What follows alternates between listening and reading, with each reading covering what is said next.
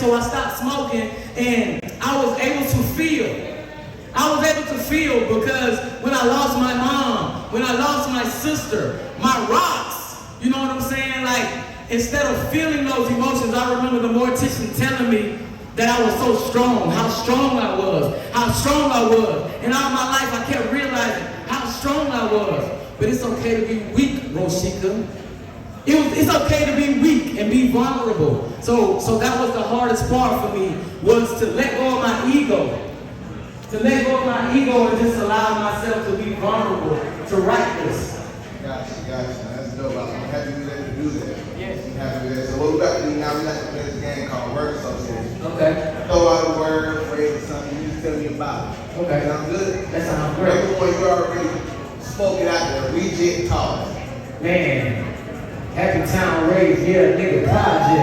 All I tell them do is make a damn check, play ball, get some money, get a bands up. Take a family out of poverty and boss up. Help my mama pay some bills, stay sauced up. Man, R.E.J.E.C.T, man. That's me, man. I was born to a mother who was almost 40 years old. She was going through with my father. Like, man, it wasn't love there. Like, let's be real. Like a part of my mission is to heal families.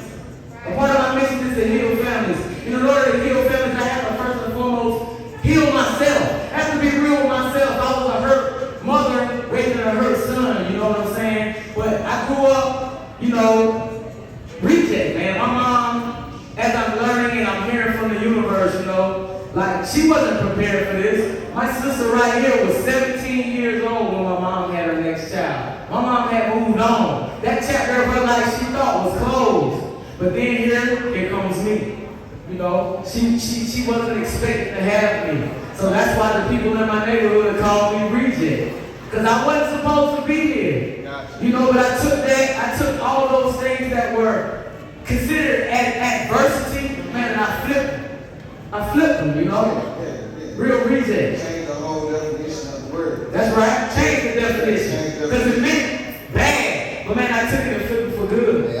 And I advise anybody, man, to take anything in life that's adversity to you and flip it for the good, man. Because it's working for you. It's never working against you. We like to play victim a lot. You know what I'm saying? Why me? Yeah. Why not me? That's my question. Why not me? Good question. Okay. Bob started talking about this a little bit earlier, but chair talk. What does that mean? Chair talk. Man, chair talk, man. A bunch of dope individuals sitting in the barbershop. Getting buzzed up. I got a fresh one. Shout out to my mama, man. Sean, that girl, man. 507 12th Street, man. Casey, South Carolina, man. Real talk. But we sitting in the barbershop and we're talking about life. Okay. Because and doing my interview, like my research about barbering, man, barbers were not they just didn't cut hair. Man, they did teeth and nails back in the day, but they also were known as priests. That's why people go in the barbershop. You like to go in the barbershop, you release. Chair talk. Therapeutic, man. So that's exactly what chair talk is. We have a therapy in the barbershop. Like we typically do, but now it's on camera. You know what I'm saying? We talking real life. My last word you've been speaking about the whole thing was just need damage. Oh my God. You want me to cry? I told you about it. You good. That's my last word of the just need damage. What does that mean?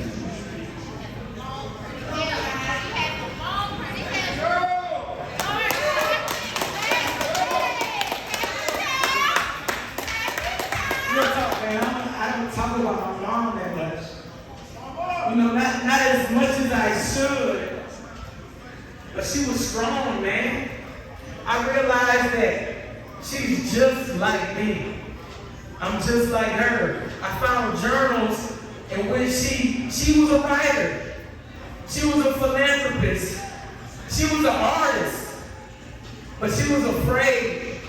She was afraid because, she had not dealt with her pain. She didn't even understand, like the levels of healing and breaking generational curses, man. But she was on her way, and my mom, man, she's my superhero. She's my superhero, man. True story, man.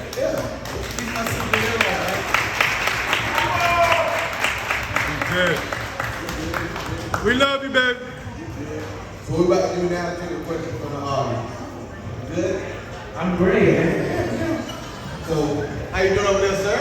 We're doing good, man. Can you get your name? My name is Corey Stone. Corey C. Stone in the building. Shout out to C. Stone, man. C. Stone, you got a question for R.E.J.E.C.T? Yeah. So on social media, we see you speaking about the Ten Commandments a lot. Can you tell us why?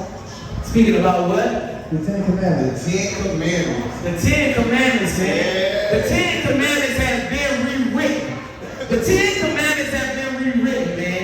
Again, shout out to R.E.J.E.C.T more. I'm a firm believer. I know we all believe in the Bible, man, you know, but I believe we're rewriting the Bible right now. That's just me.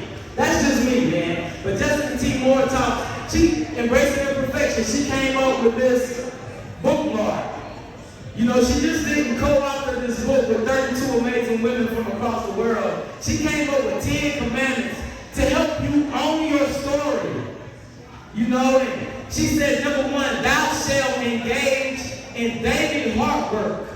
Hard work is the hard work. A lot of people don't like to look in the mirror. A lot of people don't like to do that work. But the first commandment is, thou shalt engage in daily hard work, man. This is an everyday process, man. You can't do it one time and think you good. You got to do it every time, you know what I'm saying?